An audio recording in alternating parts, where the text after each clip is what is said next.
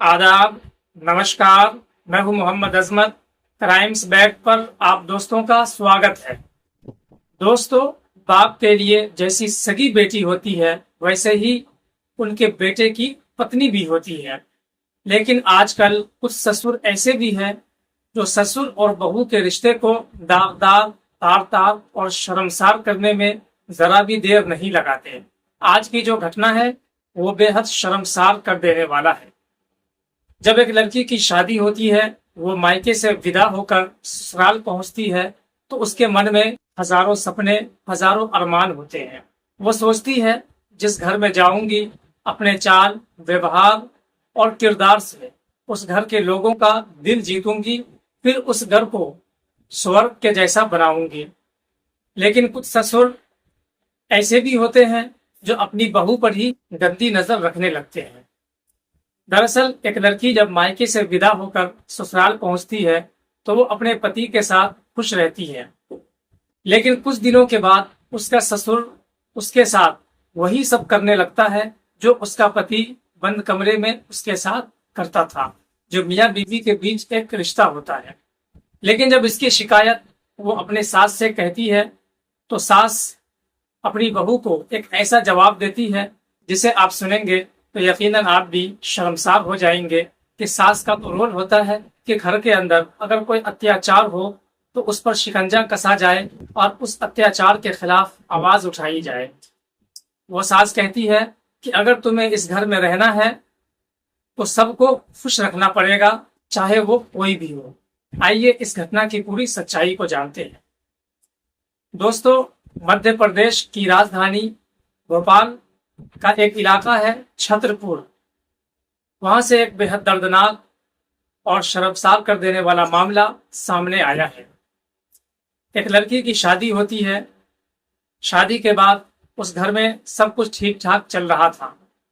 वो लड़की अपने चाल से, अपने व्यवहार से और अपने काम काज से ससुराल वालों का दिल जीत लेती है।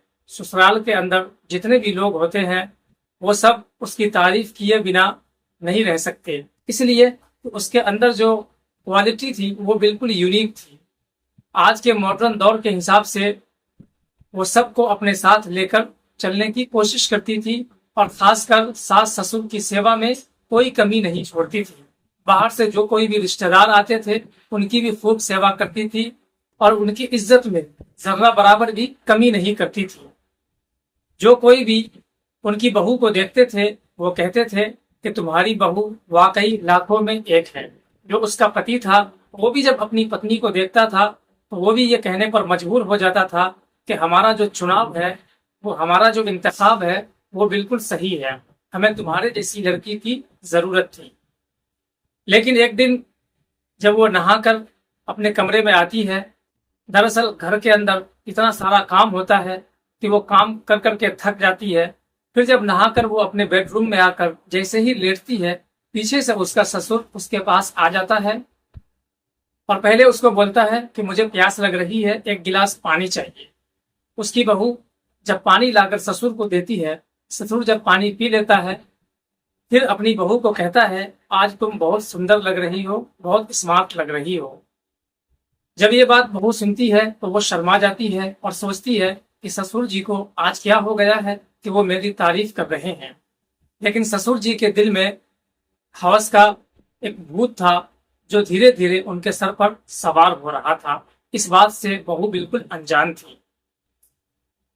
थोड़ा वक्त गुजरता है कि वो अपनी बहू के साथ छेड़खानी शुरू कर देता है। बहू इसका विरोध करती है और कहती है कि पिताजी, आप जो मेरे साथ कर रहे हैं ये बिल्कुल गलत है। न इसकी समाज इजाजत देता है और न ही कानून इसकी इजाजत देता है। आप जो कर रहे हो ये बहुत ही घटिया और घिनौनी हरकत है। आप मेरे पिता समान हैं, आपकी बेटी में और मेरे में कोई फर्क नहीं है। लेकिन वो ससुर कहता है कि तुम मेरी बेटी तो नहीं हो, मैं तुम्हारे साथ जो चाहूं कर सकता हूं। अगर तुमने विरोध करने की कोशिश की या किसी को बताने की कोशिश की तो तुम्हें मुझसे कोई नहीं बचा पाएगा। वो बहू लास्ट चीखती है, चिल्लाती है, लेकिन उसकी आवाज किसी के कानों तक नहीं पहुंचती। उसके ससुर के मन में जो भेड़िया छुपा हुआ था वो अपनी बहू पर सारा कुछ निकाल देता है और अपनी बहू के साथ कई घंटों तक लगातार बलात्कार जैसी घटनाओं को अंजाम देता है। और फिर जब उसका मन भर जाता है तो बहू को छोड़कर वो अपने कमरे में चला जाता है। बहू जब अपनी हालत सुधारती है, अपने होशो हवास पर काबू पाती है, तो वो अपनी सास को ये सारी आप बीती जाकर बताती है और कहती है कि ससुर जी ने मेरे साथ ये घिनौना और घटिया हरकत की है। तो उसको ये उम्मीद होती है कि सास उसको दिलासा देगी, तसल्ली देगी और अपने हस्बैंड के खिलाफ सख्त एक्शन लेगी और उसको बुरा भला कहे। लेकिन सास का जवाब वो सुनती है तो वो हक्का बक्का रह जाती है। सास कहती है कि अगर तुम्हें इस घर के अंदर रहना है एक बहू बनकर, तो तुम्हें हर किसी को खुश करना पड़ेगा, चाहे वो ससुर हो, देवर हो या फिर अदरवाइज कोई भी हो। जब ये बात सुनती है तो उस बहू के पैरों तले जमीन खिसक जाती है। वो ये सोचने पर मजबूर हो जाती है कि मैं किस नर्क में आकर फंस गई हूँ। वो फौरन अपने घर वालों को फोन लगाती है और अपनी माँ से उसके ऊपर जो बीती थी वो सारी बातें बता देती है। जैसे ही मायके वालों को पता चलता है कि उसकी बेटी के ऊपर अत्याचार हो रहा है और रेप जैसी घटनाओं को उसका ससुर अंजाम दे रहा है, तो वो फौरन अपनी बेटी को ले जाते हैं और छतरपुर पुलिस स्टेशन में जाकर ससुराल वालों के खिलाफ, खासकर उस दरिंदे ससुर के खिलाफ तहरीरी शक्ल में FIR दर्ज करवा दिया जाता है। हालांकि वो पेशे से उसका ससुर पहले सरकारी मुलाजिम रह चुका था, लेकिन अब वो रिटायरमेंट की जिंदगी जी रहा है। पेंशन के पैसों से खाकर वो हट्टा कट्टा और जिसके ऊपर गंदी नजर चाहता है डालता है, गलत काम करता है। अब वो सलाखों के पीछे जाएगा, सलाखें उसका इंतजार कर रही है, जबकि उसका बेटा विदेश में नौकरी करता है। इसी का वो फायदा उठाकर अपनी बहू के साथ वो घिनौना और घटिया हरकत किया, जबकि उसकी पत्नी ने भी इस घिनौनी हरकत में उसका साथ दिया।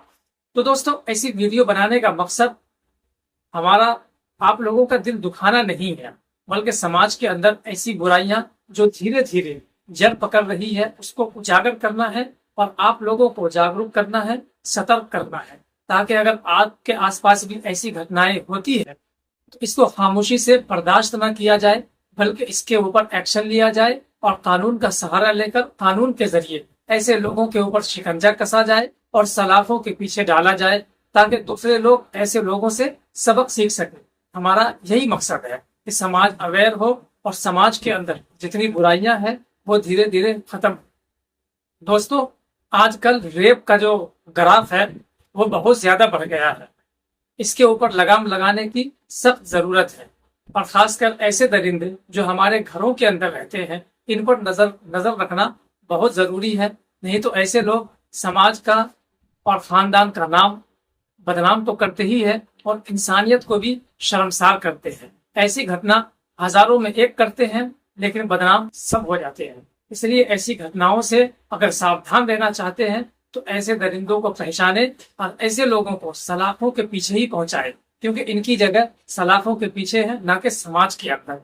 इसलिए कि ऐसे लोगों का जब मन बढ़ जाता है तो फिर एक घर के बाद दूसरा, दूसरे घर के बाद तीसरे, ये इसी तरीके से अपना शिकार ढूंढते रहते हैं और मासूम जिंदगियों से खेलते रहते हैं। हमारी ये वीडियो अगर आप लोगों को अच्छी लगी हो तो इसे लाइक शेयर जरूर करें। चैनल पर नए हैं तो चैनल को सब्सक्राइब कर ले, बेल आइकॉन को भी दबा दे, ताकि हर नई आने वाली वीडियो की नोटिफिकेशन आप लोगों तक पहुंचती रहे। फिर मिलते हैं किसी नेक्स्ट वीडियो में, किसी नेक्स्ट टॉपिक के साथ। तब तक के लिए आप हमें इजाजत दें। आप अपना